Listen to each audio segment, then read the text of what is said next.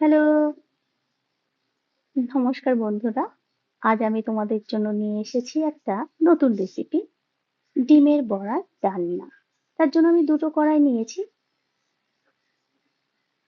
বড়ার জন্য চাই একটা সিদ্ধ মাঝারি সাইজের আলু, একটা কাঁচা ডিম, আর আমি আগেই বেটে রেখেছিলাম ছোট্ট এক টুকরো আদা, ৩-৪ কোয়া রসুন, দুটো লঙ্কা আর এক ছোট্ট একটা পেঁয়াজ বেটে বড় চামচের ১ চামচ বাটা মশলা এর মধ্যে অ্যাড করব। আর অ্যাড করব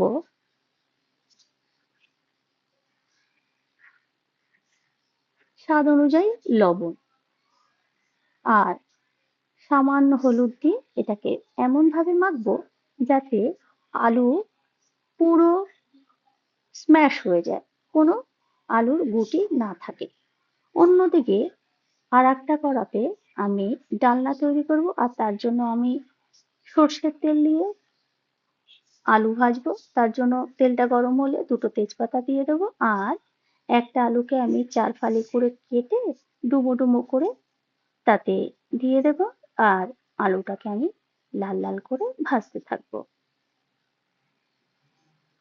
অন্যদিকে এই কড়াতে আমি বড়াটা ভাজবো, কারণ এতে বড়া ভাজলে খুব ভালোভাবে ভাজা যায়। তার জন্যই আমি দুটো কড়া ব্যবহার করেছি। তোমরা চাইলে একটা কড়াতেও করতে পারো।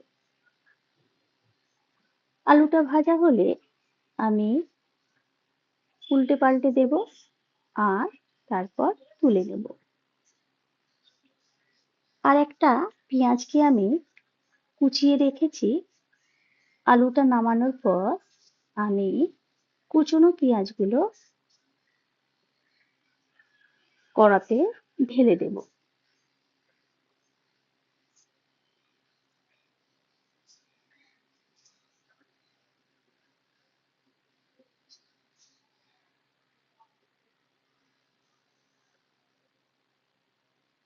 এই পেঁয়াজটাকেও লাল লাল করে ভাজতে হবে। অন্যদিকে বড়ার এক পিঠ ভাজা হয়ে গেলে অন্য পিঠটাকেও উল্টে দেব। আর ডালনার জন্য আমার কিছু বাটা মশলা দরকার। তার জন্য চাই ৮-১০ কোয়া রসুন, ছোট্ট এক টুকরো আদা, ৩-৪টে লঙ্কা, ৩-৪টে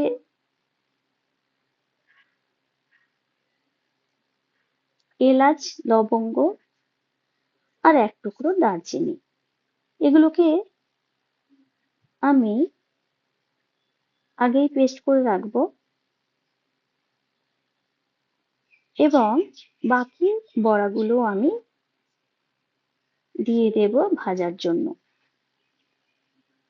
আর মাঝে মাঝেই আমাকে পেঁয়াজটা নাড়িয়ে নাড়িয়ে দেখতে হবে। পেঁয়াজটা যখন লাল লাল ভাজা হয়ে যাবে তখন আমি ভাজা আলুগুলোকে ওর মধ্যে ঢেলে দেব আর নাড়াতে থাকবো। আমাদের মাথায় রাখতে হবে আঁচটা যেন খুব বেশি না করা হয়। প্রয়োজনে কখনো কমাবো, কখনো বাড়াবো, কখনো আবার বেশি করব।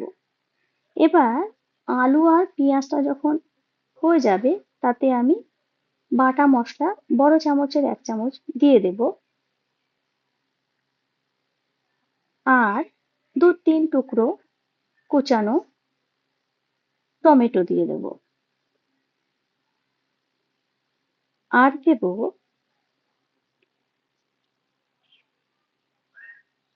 স্বাদ মতন লবণ,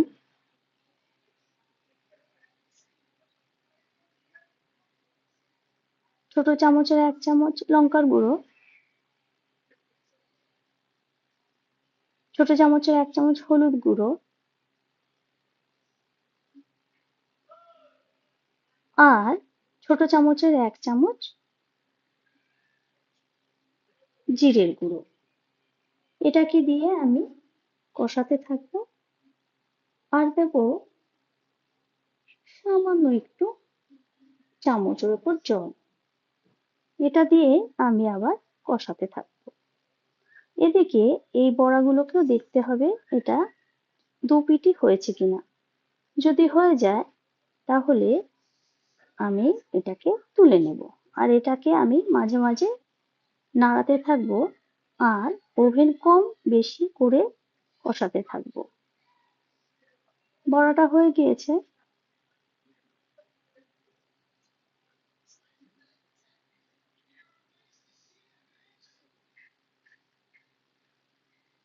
যখন দেখলাম আমি কষানো থেকে জল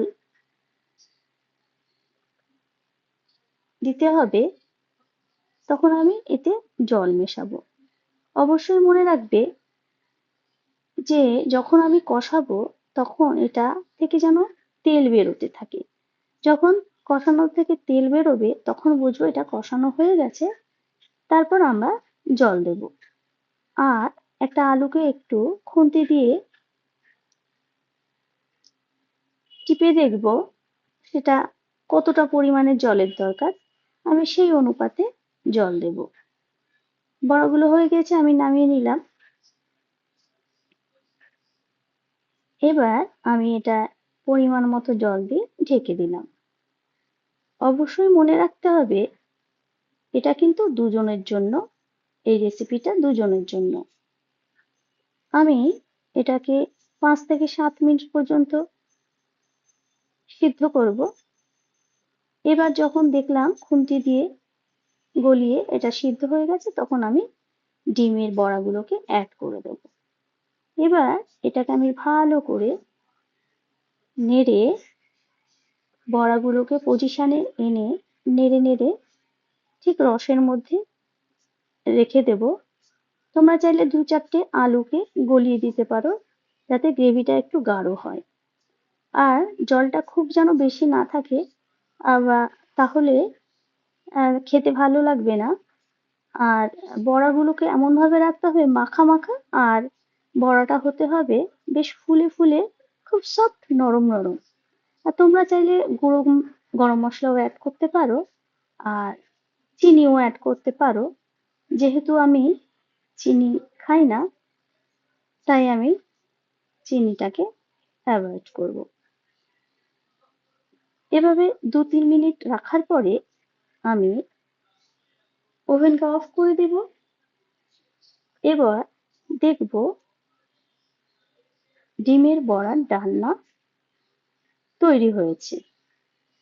এবার তোমাদেরকে দেখাচ্ছি বন্ধুরা, দেখো কেমন হয়েছে। এই দেখো বন্ধুরা, ডিমের বড়ার ডালনা তৈরি হয়ে গিয়েছে। তোমরা ট্রাই করতে পারো, অবশ্যই ভালো লাগবে। খেতে খুবই সুস্বাদু, খুব নরম এবং খুব তাড়াতাড়ি হয়। তোমরা ঘরে তৈরি করো।